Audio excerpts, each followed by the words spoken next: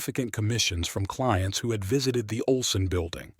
The first is from IBM, not just any building, but a major project for 700 employees set in a park. He designs a box where the desire to create almost nothing is pushed to its extreme. Notice how the box almost disappears. Where does it stop? The reflection causes it to blend in, and in the end, the box vanishes into the landscape. 700 people inside, and yet in the end, it feels like nothing. A paper-thin glass skin. This design clearly reproduces the experience of the Fred Olsen building, but with even greater minimalism and technical sophistication. These large glass panels are barely held in place, in a way that the structure almost dematerializes. From the outside, all we see is the glass skin. The structure that holds the building together is invisible. It has disappeared, leaving only a precise glass surface that, through reflection, merges the building with the surrounding nature. The second commission is more complex, a more challenging problem because it's an office building for an insurance company that wants to move out of London. London is uncomfortable, noisy, so they decide to relocate to Ipswich, a small town in the northwest, taking all their employees with them. They need a new building, and they commission Foster to design it. Once again, he uses a glass wall, but this time it's curved, reminiscent of Mies van der Rohe's famous 1922 skyscraper design. This building isn't just a technological feat. It's also a contextual achievement in how it integrates into that medieval town, using this ovoid floor plan. But it's also, once again, a statement of confidence in industrial democracy. Why? Because at the heart of the building, it blends work and leisure. The building is traversed by a large atrium filled with natural light. There are stairs that descend, connecting to the indoor pool for the employees. The restaurant on the rooftop is connected to the leisure areas, creating a seamless flow. The gloomy standard offices that were the norm in Britain at the time are replaced by a bright, cheerful office space, complete with a pool, a restaurant, and a terrace where work and leisure blend together.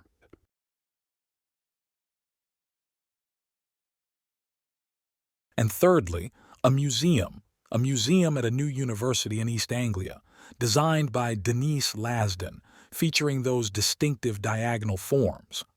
The patrons of this project, the Sainsbury family, would later become almost like adoptive parents to Foster, filling a role that his own parents couldn't.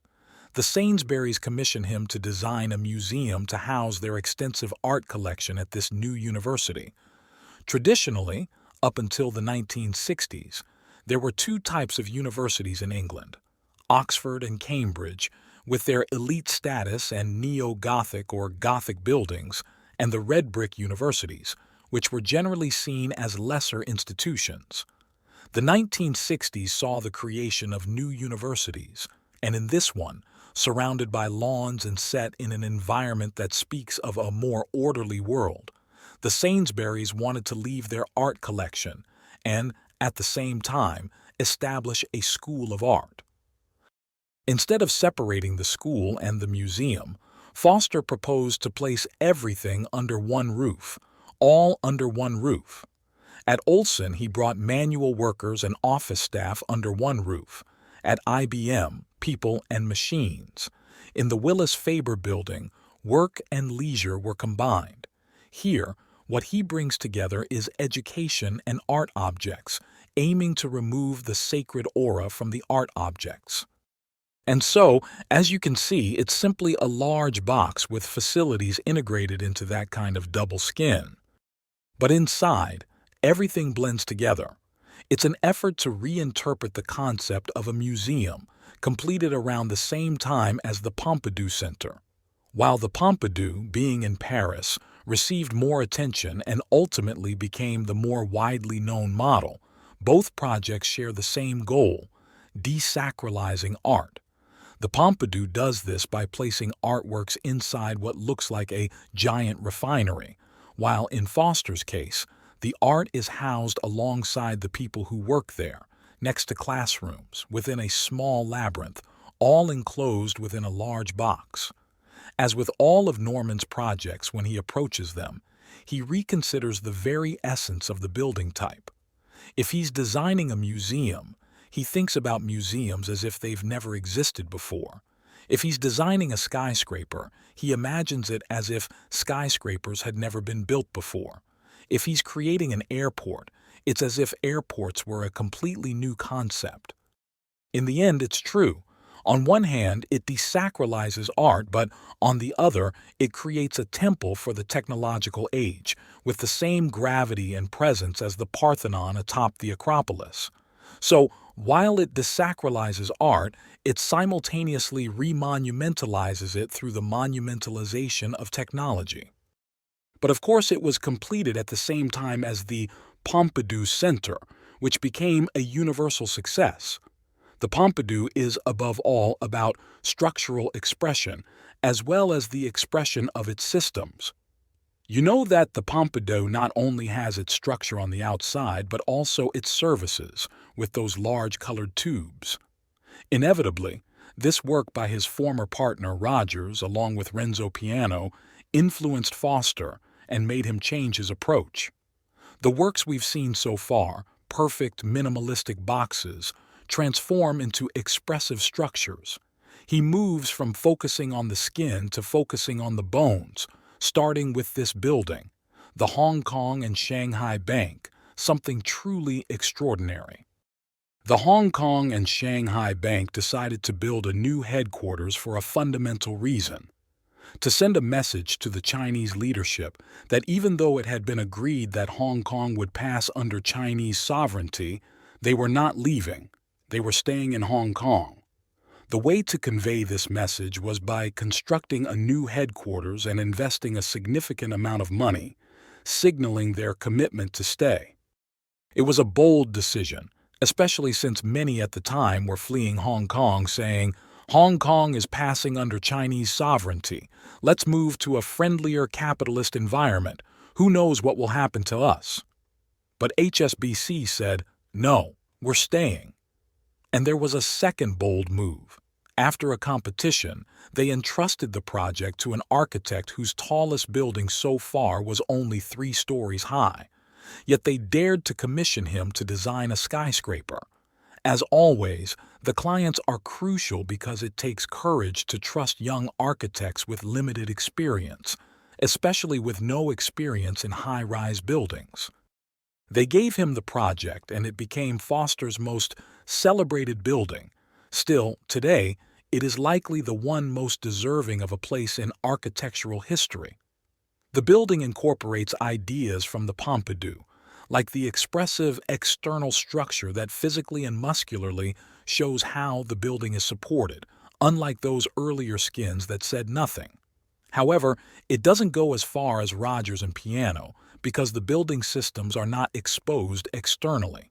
It's not a building filled with external pipes, only the structure is expressive. The result is a building of extraordinary beauty. The sketches and the various structural solutions could provide material for a long discussion. Some of these concepts and functions were explored but ultimately not materialized. What does materialize is an idea Foster would later use in projects like the Reichstag and elsewhere. The concept of capturing natural light through mirrors and bringing it into the building. The mirror becomes a tool for illumination and ultimately for infusing the space with vibrancy and life. Natural sunlight, constantly changing with the clouds, is very different from the uniformity of artificial light. And the floor plan, especially the floor plan, was revolutionary. In most skyscrapers, it was clear that the layout was like a tree, a central core with a ring of usable spaces around it, and the facade, usually load-bearing. But here, that's not the case.